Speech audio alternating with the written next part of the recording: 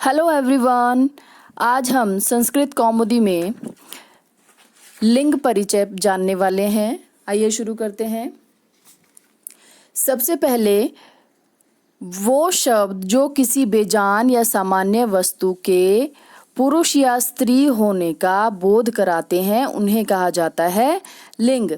और संस्कृत भाषा में लिंग की संख्या 3 है, जबकि हिंदी भाषा में पुल्लिंग और स्त्रीलिंग 2 होते हैं, जबकि संस्कृत में 3 होते हैं, पुल्लिंग, स्त्रीलिंग और नपुंसकलिंग। पुल्लिंग शब्द कौन से होते हैं? जो शब्द पुरुष जाति का बोध कराते हैं वे कहलाते हैं पुल्लिंग शब्द। जैसे बालः बालक, गजः हाथी, शशकः खरगोश, मयूरः मोर। कुछ अन्य पुल्लिंग शब्द भी यहाँ पर आप देख सकते हैं, जैसे कृषकः किसान, सिंह शेर, वानरः बंदर, वृषभः बैल, गजः हाथी, व्याघ्रः बाघ, शशकः खरगोश, नरः आदमी, बालः बालक, उलूकः उल्लू, कपोतः कबूतर, गर्दभः गधा।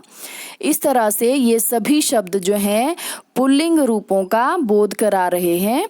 अब हम जान लेते हैं पुल्लिंग शब्दों का वाक्यों में प्रयोग किस प्रकार किया जाता है। पुल्लिंग शब्दों को जब हम वाक्यों में प्रयोग करते हैं तो पुल्लिंग के लिए हम अयम या एषः का प्रयोग करते हैं, और यदि प्रश्नवाचक शब्द आप बना रहे हो तो आप लोग कह शब्द लिखेंगे पुल्लिंग शब्दों के लिए। जैसे उदाहरण दिया गया है, यहाँ पर एक बालक की तस्वीर दी गई है और यहाँ पर क्या कहा गया है? अयम कः अस्ति।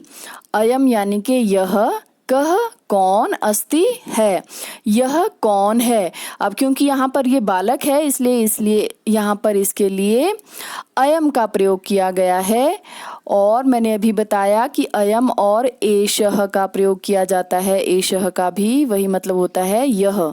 ठीक है, तो आगे देखिए, अयम कः अस्ति, यह क्या है?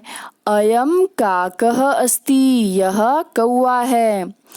अयम कः अस्ति, यह क्या है? अयम शशकः अस्ति, यह खरगोश है। एषः कः अस्ति, यह कौन है? एषः वृषभः अस्ति, यह बैल है। एषः कः अस्ति, यह क्या है? एषः मयूरः अस्ति, यह मोर है। एषः कः अस्ति, यह क्या है? एषः कुक्कुरः अस्ति, यह कुत्ता है। एषः कः अस्ति, यह क्या है? एषः गजः अस्ति, एषः यानी कि यह, गजः हाथी, अस्ति यानी कि है, यह हाथी है। एषः कः अस्ति, एषः यह, कः मतलब कौन, अस्ति मतलब है। एषः सिंहः अस्ति, एषः यह सिंहः शेर अस्ति है, यह शेर है। एषः कः अस्ति, यह क्या है? एषः बकः अस्ति, यह बकः यानी कि बगुला अस्ति है, यह बगुला है। अब देखिए, अभी आपने पुल्लिंग शब्दों के बारे में जाना, अब स्त्रीलिंग शब्दों के बारे में जान लेते हैं कि वे शब्द जिनसे किसी स्त्री जाति का बोध होता है वो कहलाते हैं स्त्रीलिंग शब्द। ठीक है, और स्त्रीलिंग शब्दों में अधिकांश आकारांत और इकारांत शब्द आते हैं, यानी कि आकारांत मतलब ऐसे शब्द आते हैं जिनके अंत में आ की या ई की आवाज़ आती है। जैसे बाला, ल में आ की आवाज़ आ रही है, यानी कि ये बाला ये स्त्रीलिंग शब्द है। यानी कि स्त्रीलिंग शब्दों की पहचान हम लोग आकारांत या इकारांत से कर सकते हैं। आकारांत और इकारांत आप समझ गए होंगे। आकारांत वो जिन शब्दों के अर्थ में आ की आवाज़ आती है, और इकारांत वो जिन शब्दों के अंत में ई की आवाज़ आती है वो कहलाते हैं आकारांत और ईकारांत बारी बारी से। अब देखिए, जैसे यहाँ पर उदाहरण दिया गया है, यह एक बालिका दी हुई है। बालिका यानी कि लड़की। लोमशिका, अब यहाँ पर देखिए ये आकारांत शब्द दिए गए हैं। लोमशिका, लोमशिका यानी कि लोमड़ी आकारांत शब्द है। धेनुहु गाय। मक्षिका, ये फिर से आकारांत शब्द आ गया। मक्षिका यानी कि मक्खी। चटका आकारांत शब्द है। चटका यानी कि चिड़िया। क्षुरिका आकारांत शब्द है। क्षुरिका कहा जाता है छुरी को। नौका नाव। अजा, अजा कहा जाता है बकरी को। उर्मिका अंगूठी।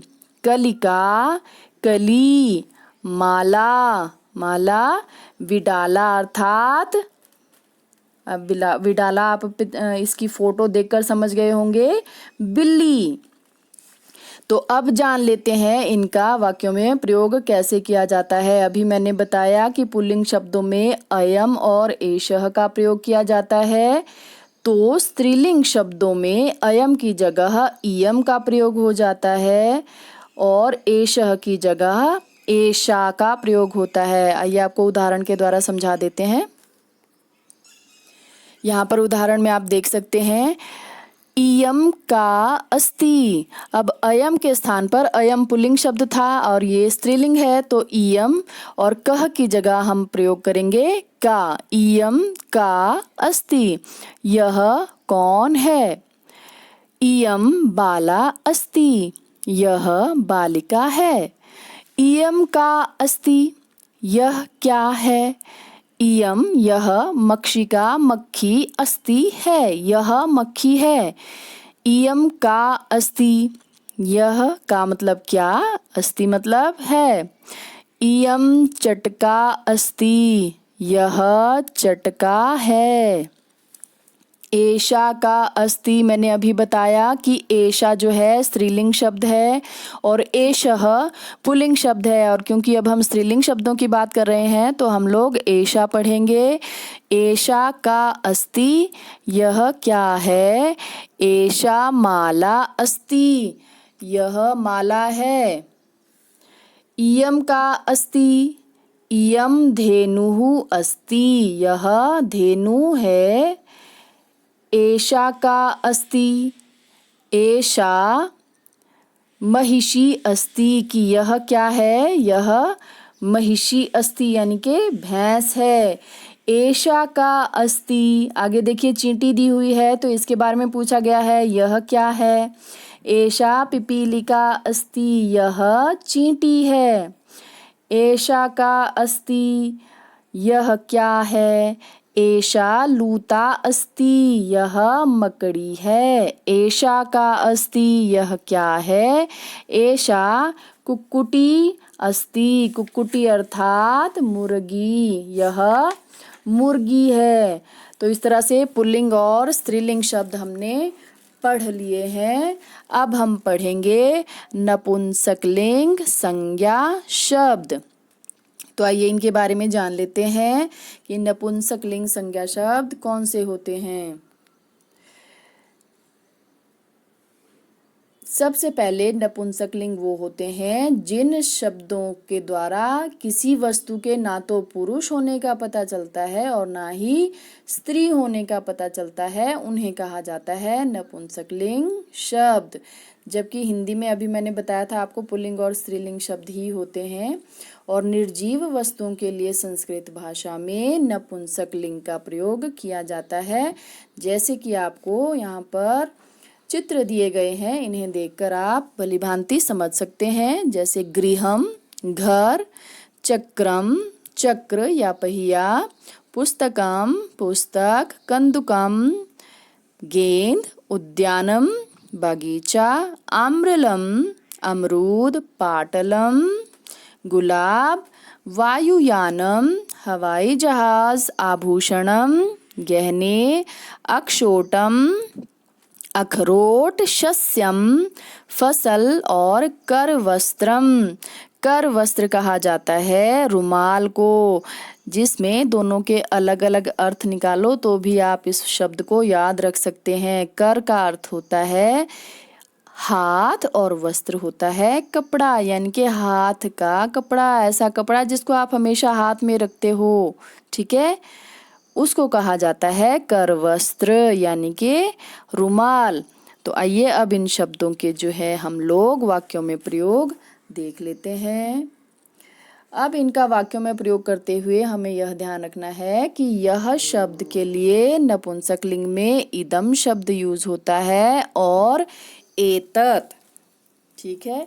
पुल्लिंग और स्त्रीलिंग में क्या प्रयोग होता है ये आप समझ चुके हैं। अब हम नपुंसक लिंग में शब्दों का वाक्य में प्रयोग सीखेंगे। अब यहाँ पर आप चित्र देखिए। सबसे पहले हवाई जहाज का चित्र दिया गया है। अब आप चित्रों की सहायता से ये समझ पा रहे हो कि पुल्लिंग और स्त्रीलिंग और नपुंसक लिंग में कैसे आपको भेद जानना है। जो भी बेजान वस्तुएं हैं उनको आप नपुंसक लिंग की श्रेणी में रखेंगे। जैसे यहाँ पर हवाई जहाज दिया गया है तो आप यहाँ पर इदम शब्द यूज कर रहे हो। इदम किम अस्ति, यह क्या है। इदम वायुयानम अस्ति, यह वायुयान है, यह हवाई जहाज है। इदम किम अस्ति, यह क्या है। इदम चक्रम अस्ति, यह चक्र है। इदम किम अस्ति, यह क्या है। इदम आम्रम अस्ति, यह आम है। एतत् किम अस्ति, यह क्या है। एतत् पत्रम अस्ति, यह पत्रम यानी के पत्ता है। एतत् किम अस्ति, यह क्या है। एतत् यानी कि यह गृहम अस्ति, यह घर है। एतत् शब्द का प्रयोग भी नपुंसक लिंग में होता है, इसलिए एतत् शब्द यहाँ पर दिया गया है। एतत् किम अस्ति, यह क्या है। एतत् औशीरम अस्ति, यह कुर्सी है। एतत् किम अस्ति, यह क्या है। एतत् पुष्पम अस्ति, यह एक पुष्प है। एतत् पुष्पम अस्ति, यह पुष्प है। इदम किम अस्ति, यह क्या है। इदम आभूषणम अस्ति, यह गहना है या गहने हैं। एतत् किम अस्ति, यह क्या है। एतत् कंदुकम अस्ति, यह गेंद है। कंदुकम कहा जाता है गेंद को। वैसे तो आप चित्र देखकर भली भांति समझ रहे हैं, लेकिन इसमें संस्कृत के जो नए शब्द आए हैं उनको याद कीजिएगा, जिससे कि आपको संस्कृत जो है सरल हो जाए। इसी तरह से आज हमारा यह अध्याय कंप्लीट होता है, जिसमें हमने लिंग के बारे में पढ़ा, पुल्लिंग, स्त्रीलिंग और नपुंसक लिंग। आई होप आपको बहुत अच्छी तरह से समझ आया होगा। तो इसके साथ ही मैं आपका आज का अध्याय समाप्त करती हूँ। धन्यवाद।